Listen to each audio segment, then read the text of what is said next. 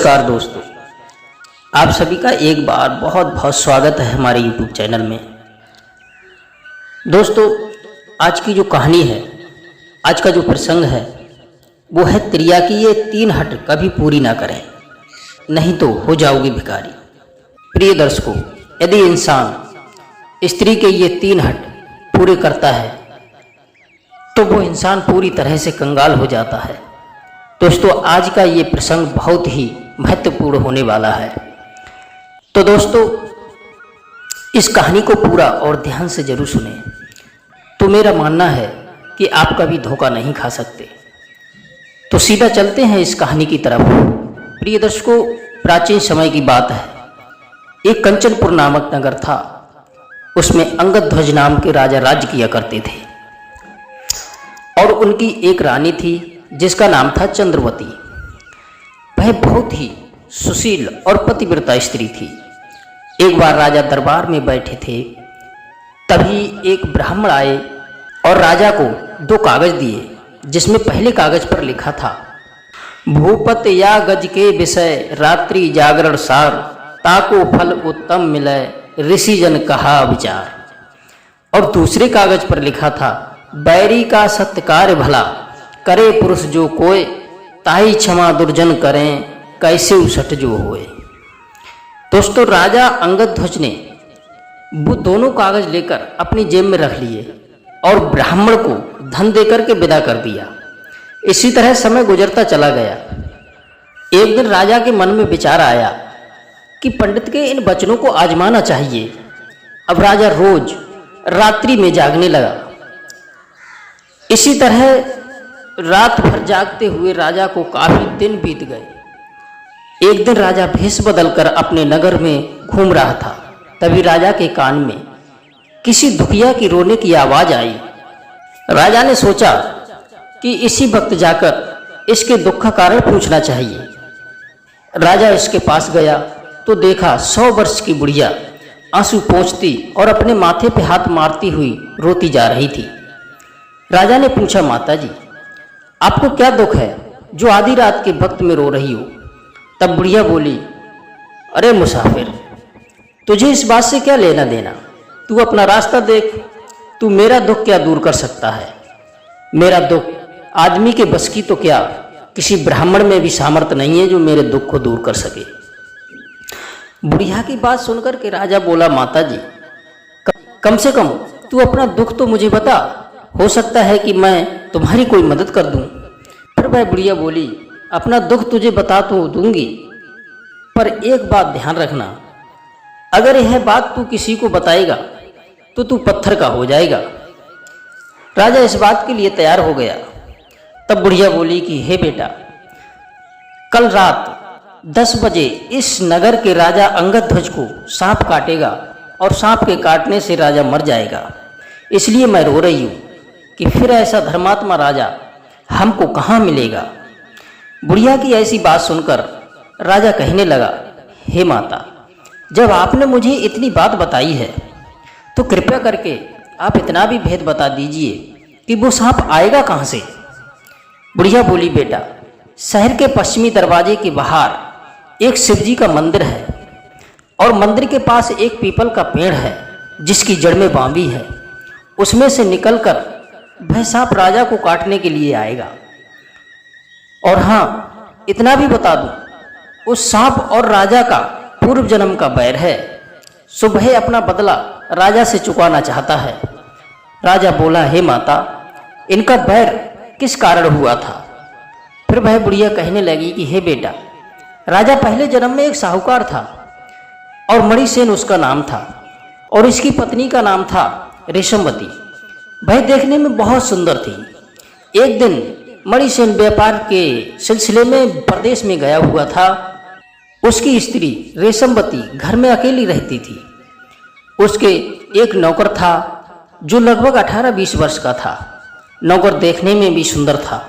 एक दिन रेशमवती को कामदेव ने सताया कि उस नौकर के प्रति उसकी नीयत खराब हो गई। एक दिन मणिसेन की पत्नी ने उसे अंदर बुलाया और भोग विलास करने को कहा। तो नौकर ने हाथ जोड़ करके कहा, मालकिन, मैं अपने मालिक के साथ में विश्वासघात नहीं कर सकता हूँ। मैंने अपने बड़ों से सुना है कि जो पुरुष अपने मालिक के साथ या अपने स्वामी के साथ में बुरा काम करता है वह व्यक्ति नरक में वास करता है। ऐसा कहकर के नौकर ने मना कर दिया। केसरवती ने नौकर को बहुत धमकाया पर वह लड़का नहीं माना।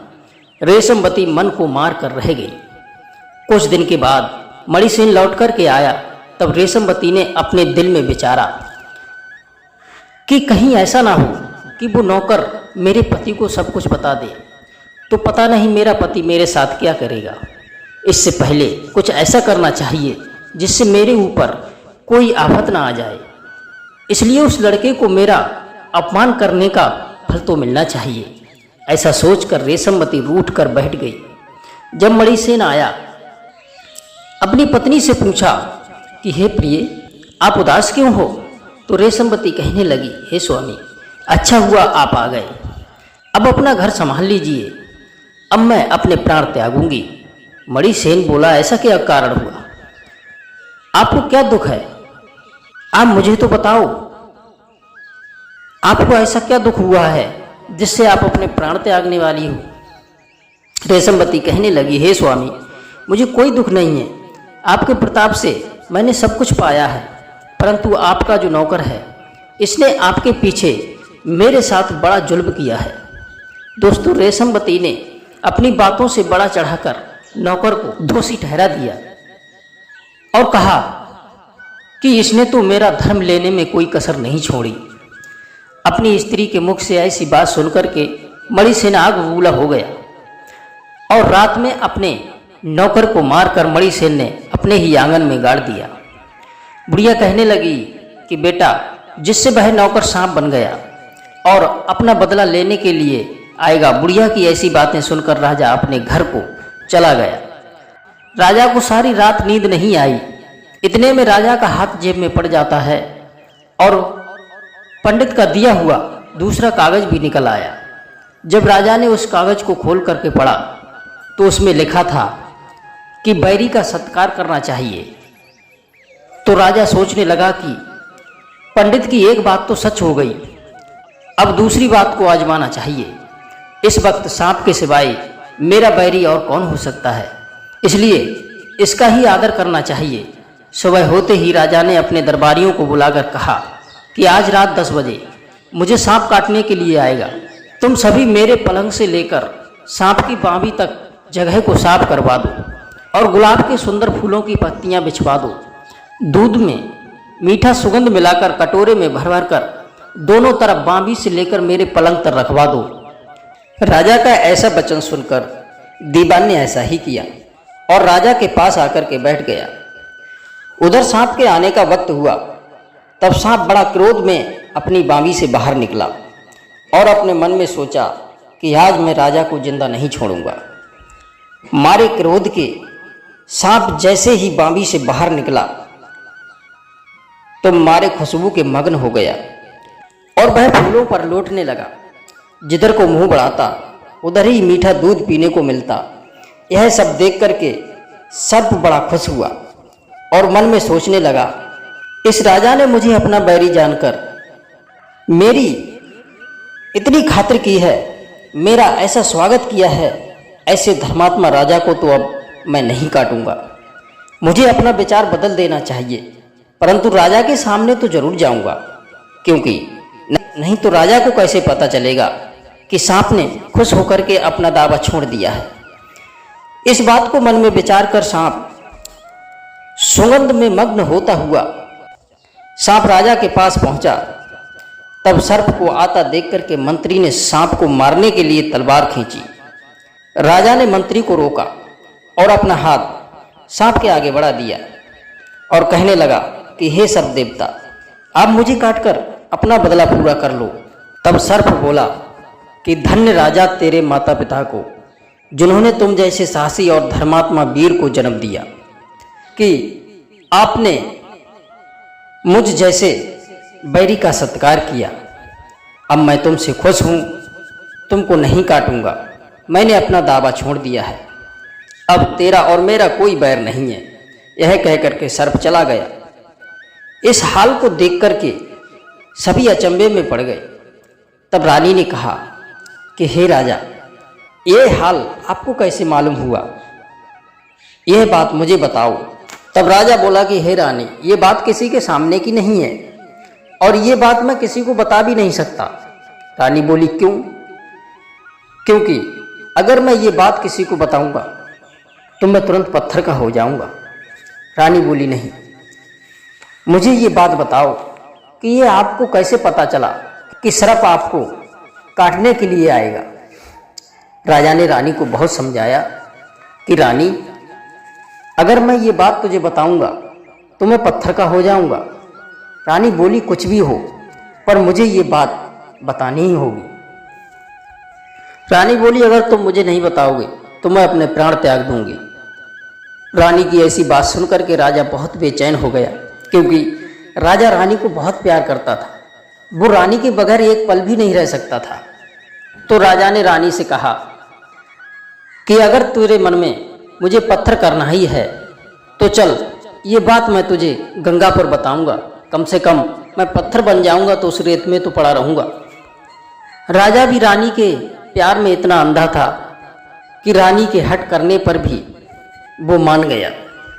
राजा के प्राणों की भूखी रानी गंगा पर जाने के लिए तैयार हो गई। जब राजा ने गंगा पर जाने की तैयारी करी, यह बात सभी नौकर चाकर और गांव वालों ने सुनी तो सभी लोग राजा के साथ चल दिए।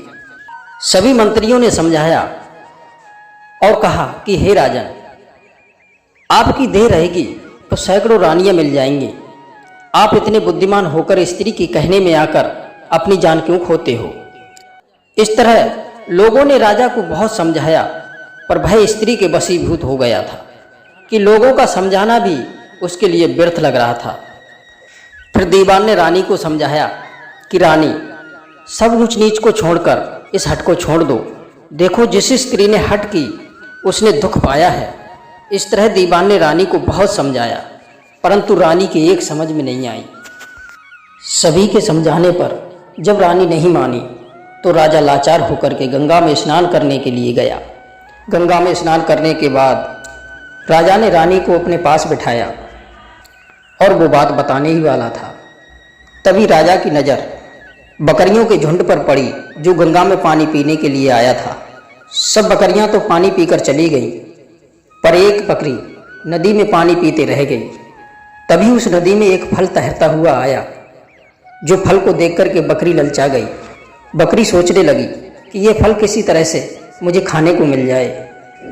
उस फल को खाने की लालसा में वो बकरी वहीं खड़ी रही। जब बकरे ने देखा कि सारी बकरियां तो आ गईं, पर एक बकरी अभी तक नहीं आई है। जब बकरा उस बकरी के पास आया तो कहने लगा कि सारी बकरियां तो चली गईं, तुम यहाँ क्यों खड़ी हो। तो बकरी कहने लगी कि मुझे वो फल ला करके दो, मैं उस फल को खाना चाहती हूँ। जब मुझे आप फल ला करके दोगे तभी मैं आपके साथ चलूँगी। तो बकरा कहने लगा, अगर मैं इस फल को लेने गया तो मैं डूब जाऊँगा। बकरी बोली, कुछ भी हो, पर मुझे ये फल चाहिए। बकरी की यह बात सुनकर के बकरे को बड़ा गुस्सा आया। बकरा गुस्से से आंखें लाल लाल करके उस बकरी से कहने लगा कि यह बकरी, तू मुझे जानती नहीं।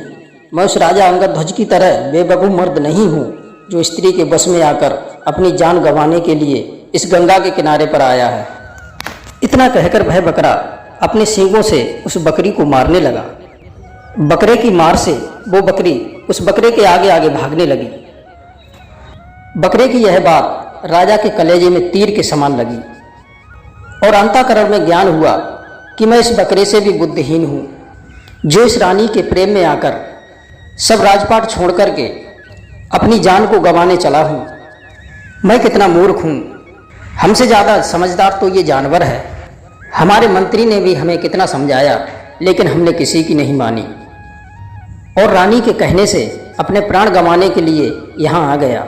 दोस्तों, किसी ने सच ही कहा है, जन्म करण भई जननी, भोग कारण बालिका, पूजा कारण भई देवी, अंतःकरण कालिका। राजा अपने मन में कहने लगा कि मैं बड़ा मूर्ख हूँ और मेरी बुद्धि को धिक्कार है। मैं इस स्त्री की कपट भरी बातों को समझ नहीं पाया। धिक्कार है ऐसे लोगों को जो इन कपटी स्त्रियों की मोह रूपी बातों में आकर अपना सर्वस्व खो देते हैं और इनके अधीन हो जाते हैं।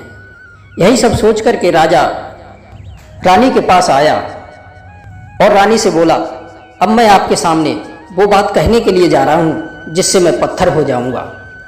रानी बोली, राजा साहब कुछ भी हो पर मुझे वो बात तो बतानी होगी।